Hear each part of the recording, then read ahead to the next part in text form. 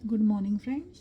आज आपण stuff capsicum करायचं आहे, ज्यासाठी मी त्याचे कवर काढून घेतलेत. याप्रमाणे नाईफने कापून घेतले. तसे तुम्हाला हवं असेल तर तुम्ही हे फक्त दंठल काढून सुद्धा स्टफ करू शकतात, पण मी हाफ हे वरचं जे कवर आहे ते काढलेलं आहे. आणि एक लॉंग सिमला मिरची होती, त्याचे 2 पीसेस केलेले आहेत आणि ते आपण आता स्टफ करायचे. टोटल पीसेस 1 2 3 4 5 झालेले आहेत. आणि पनीर श्रेड करून घेतलेलं आहे, ज्याच्यामध्ये सिलेंट्रो चॉप करून घातलेलं आहे. नंतर फोडणीसाठी जिरं, हिंग, साबुत धनिया आणि रेड चिली या प्रकारे घेतलेलं आहे. आणि फोडणीसाठी श्रेडेड जिंजर, आलं आणि थोडेसे ग्रीन पीज, कॅरेट आणि कॉर्न असे फ्रोझन घेतलेले आहेत. आणि मसाल्यामध्ये आमचूर पावडर, हळद, तिखट आणि सॉल्ट असं घेतलेलं आहे. चला तर मग आपण रेसिपीकडे जाऊया. गॅस ऑन करते आहे. थोडंसं तेल गरम करायला ठेवलेलं आहे, अगदी 1 टीस्पून.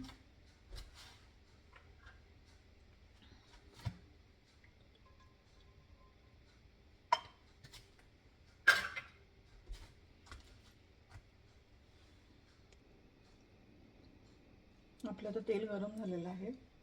यात आपलं फोडणीचं साहित्य घालायचं आहे.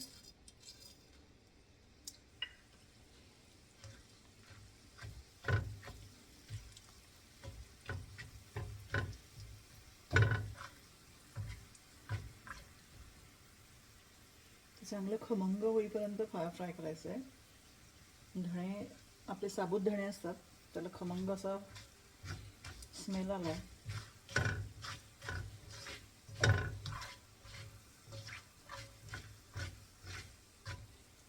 मग आपण थोडं श्रेडेड केलेलं जिंजर घालायचं आहे, आलं आपलं घालायचं आहे.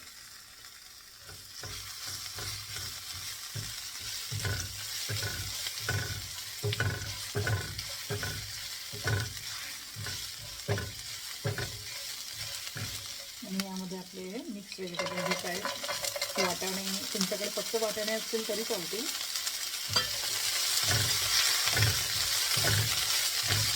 ॲड करायचं.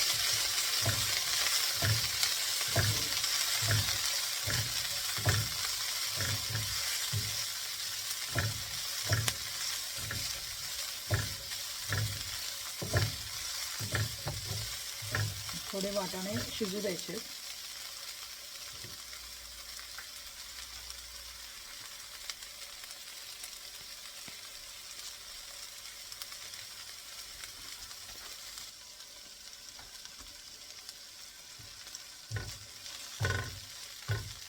आपलं वाटाणे आणि मिक्सचर फ्राय करून झालं चांगलं.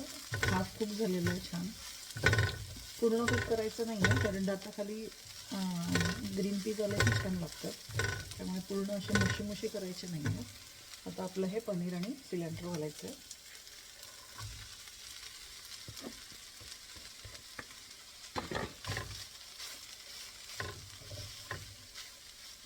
आणि आपले हे मसाले जे होते ते वरून घालायचे आहेत.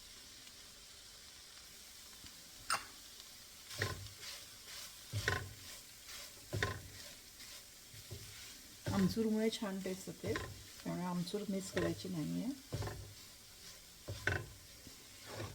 जर तुमच्याकडे नसेलच आमचूर पावडर म्हणजे ड्राय मँगो पावडर असते. मँगोच्या स्लायसेस ड्राय करून ज्याची पावडर केली जाते त्याला आमचूर पावडर असं म्हणतात.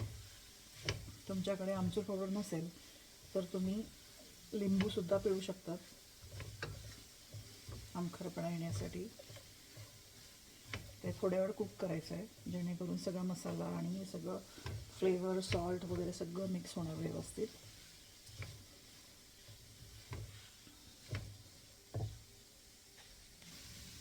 ही without onion and garlic recipe असल्यामुळे मी यात अनियन गार्लिक घातलेलं नाही आहे. तुम्ही जर अनियन गार्लिक खात असाल तर तुम्ही ऑइल गरम झाल्यावर फोडणी घातल्यावर अनियन घालू शकतात. चॉप गार्लिक जिंजर घालू शकतात. पण ही अनियन आणि गार्लिक फ्री रेसिपी असल्यामुळे मी अनियन आणि गार्लिक घातलेलं नाही आहे. आणि बाय द वे, हे ग्रीन पेपर माझ्या गार्डनमधले, बॅकयार्डमधले आहेत. सो फ्रेश आहेत. फ्रेश पेपरची भाजी छानच लागते.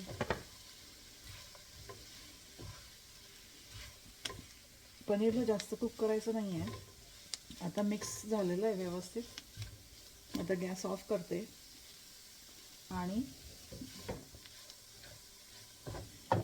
गार झाल्यावर आपण हे स्टफिंग करायचं आहे. One more thing friend, leftover paneer हे तुम्ही ब्रेड स्लाइस भाजून त्यामध्ये सँडविचसारखं फिल करून कुकुंबर्स, गार्डनमधले कुकुंबर स्लायसेस ॲड करून, टोमॅटो स्लायसेस गार्डनमधलेच टोमॅटो स्लायसेस ॲड करून छान सँडविच करू शकतात. तर हे सँडविचसाठी ठेवलेलं आहे उरलेलं. आणि आता आपण तेल गरम करत ठेवूया. हे बघा मी स्टफिंग करून घेतलेलं आहे. हे बघा याप्रमाणे स्टफिंग करून घेतलेलं आहे. आता तुम्ही हे तेल गरम करून पॅनमध्ये शॅलो फ्राय करायचे. शॅलो फ्राय झाले, सॉफ्ट झाले पेपर की रेडी टू ईट.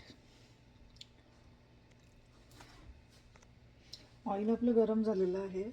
आपले ग्रीन पेपर ठेवायचे आहेत ऑइलमध्ये. मीडियमवर ठेवायचा आहे गॅस. आणि तुमचे जे डंठल होते ते सुद्धा थोडे शिजवून घ्यायचे किंवा तुम्ही ते तुमच्या पेपरला बंद करायला यूज करायचे. आणि लो ते मीडियममध्ये गॅस ठेवून झाकण लावायचे. झाकण लावल्यामुळे काय होतं की शिजायला लवकर शिजायला मदत होते. आणि त्याची डायरेक्शन चेंज करायची म्हणजे जेणेकरून ते सगळ्या साईडने कुक होतील.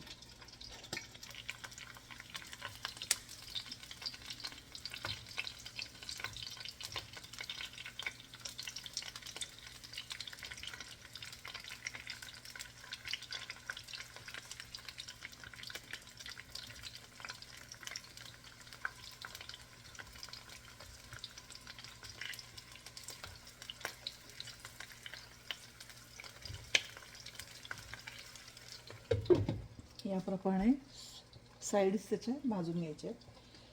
ती सगळ्या बाजूने छान सॉफ्ट लुसलुशीत झाली की आपली स्टफ शिमला मिरची झाली आहे. बघूया कुठपर्यंत झाली भाजी. आता छान झालेलं आहे बघा. पनीर जे आहे छान ते गोल्डन झालेलं आहे. आणि आपल्या सगळ्या साईडने ही भाजी झालेली आहे. त्यामुळे आपण आता हे काढून घेऊया. ती खूप सॉफ्ट असल्यामुळे पनीर बाहेर पडतं. पण आता ही झालेली आहे.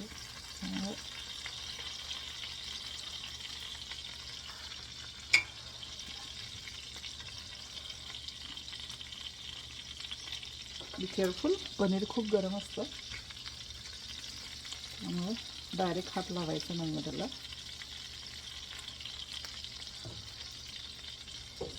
गॅस ऑफ करायचा आहे. गोल्डन ब्राऊन झालेलं आहे पनीर आपलं. तुम्हाला जर ह्या साईजच्या मिरच्या मिळाल्या ना तर तुमचं स्टफ मिरची छान होते. ह्या थोड्या लॉंग असल्यामुळे त्या फ्लॅट झाल्या. त्या अशा हाफ सर्कल अशा छोट्या साईजच्या ज्या असतात पंपकिन साईजच्या त्या जर असतील तर त्या स्टँडिंग पोझिशनमध्ये चांगल्या स्टफ पेपर करता येतात. तर या प्रकारे आपलं स्टफ पेपर झालेलं आहे. सो तुम्हाला जर माझी रेसिपी आवडली असेल तर गीता US रसोईला लाईक करा, शेअर करा आणि सबस्क्राईब करा आणि कमेंट्स करायला विसरू नका. सो हे बघा माझ्या स्टफ पेपर्स किती छान झालेले आहेत. याप्रमाणे तुम्ही पंपकिन शेपच्या जर चूज केल्या तर त्या छान होतात. जर ओव्हल शेपच्या असतील तर त्या अशा प्रकारे होतात. पण जेवताना तुम्ही एन्जॉय दोघीही करतात पण हे दिसायला छान दिसतात. त्यामुळे तुम्हाला जर रेसिपी आवडली असेल तर लाईक करा, शेअर करा, सबस्क्राईब करा. गीता US रसोईला. Thank you so much.